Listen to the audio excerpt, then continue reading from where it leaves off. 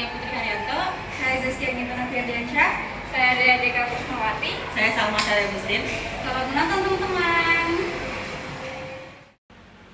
Konsep value engine pertama kali dikemukakan oleh Michael Porter dalam bukunya yang berjudul Competitive Advantage pada tahun 1985. Porter berusaha mempertanyakan berdasarkan bagaimana perusahaan bisa menciptakan keunggulan kompetitif dibandingkan pesaingnya. Dalam menghadapi persaingan bisnis semakin ketat, perusahaan perlu memahami bagaimana setiap aktivitas berkontribusi dalam menciptakan nilai tambah bagi pelanggan. Nah, salah satu konsep penting yang digunakan adalah value engine. Nah, namun seringkali perusahaan masih bingung bagaimana cara menetapkan value engine secara efektif. Nah, hal ini menimbulkan pertanyaan mendasar seperti apa sebenarnya maksud dengan value engine, bagaimana strukturnya, apa saja aktivitas utama dan pendukungnya, atau manfaat lainnya. Kalian pernah nggak sih bertanya-tanya gimana sih sebuah produk yang dari bahan mentah itu bisa sampai ke tangan kamu dan punya nilai lebih? Nah, itulah yang disebut dengan value change atau rantai nilai, yaitu sebuah konsep yang diperkenalkan oleh Michael Porter. Nah, value chain ini menggambarkan serangkaian aktivitas yang dilakukan perusahaan untuk menambah nilai produk ataupun jasa, mulai dari proses paling awal hingga ke layanan penjualan. Nah, aktivitas ini dibagi menjadi dua kelompok, yaitu aktivitas utama atau primary activities, yaitu mulai dari mulai dari inbound logistik, yaitu penerimaan dan penyimpanan bahan baku, lalu operations atau proses produksi. Dilanjut dengan outbound logistik, yaitu distribusi produk, kemudian marketing and sales yang bertugas memasarkan dan menjual produk. Yang terakhir ada services, yaitu pelayanan purna jual seperti perawatan dan garansi. Kemudian ada aktivitas pendukung atau support activities, yaitu seperti firm infrastruktur atau struktur manajemen dan keuangan. Lalu ada human resources management, yaitu untuk mengelola karyawan. Ada human development, itu guna mendorong inovasi. Dan terakhir ada pronouncement atau pengadaan sumber daya.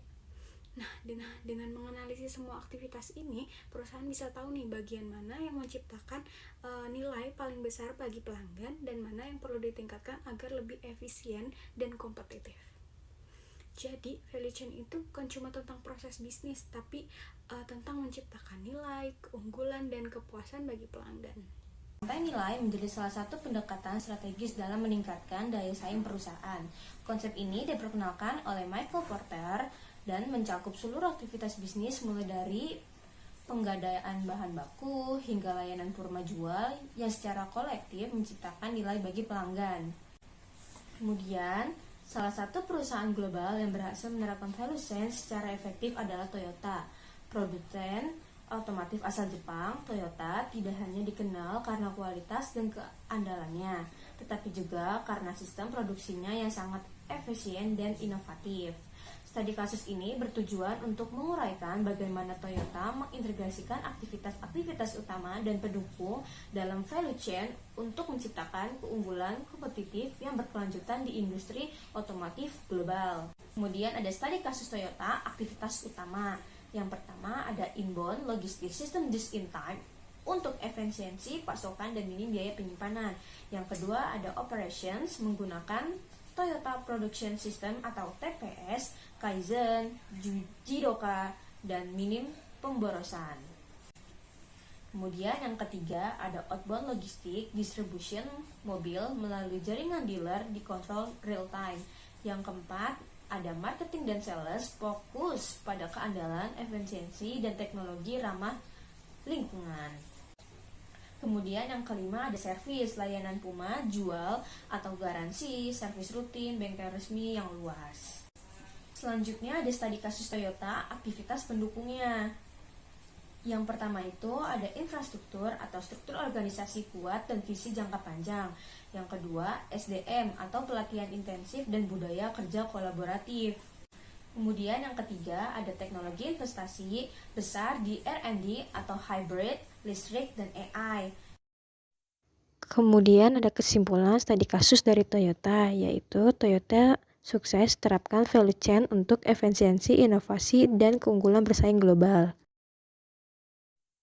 Kemudian ada strategi informasi, pemanfaatan TI untuk mendukung tujuan bisnis dan daya saing.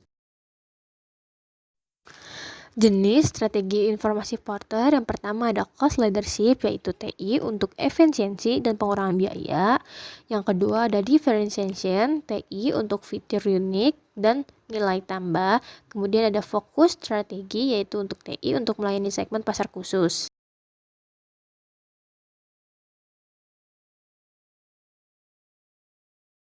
Peran teknologi informasi dalam integrasi rantai nilai atau value chain.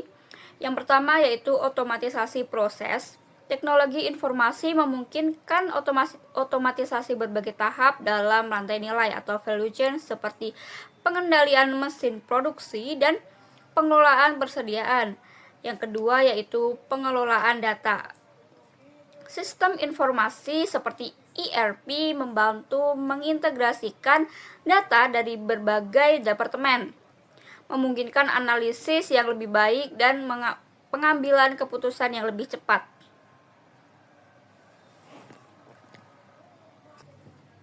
Manfaat integrasi rantai nilai dan strategi informasi. Yang pertama yaitu peningkatan efisiensi.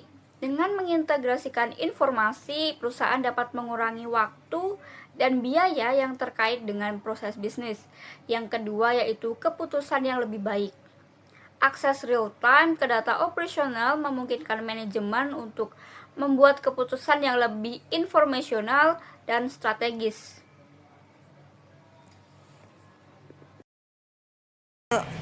Mungkin segitu aja materi yang bisa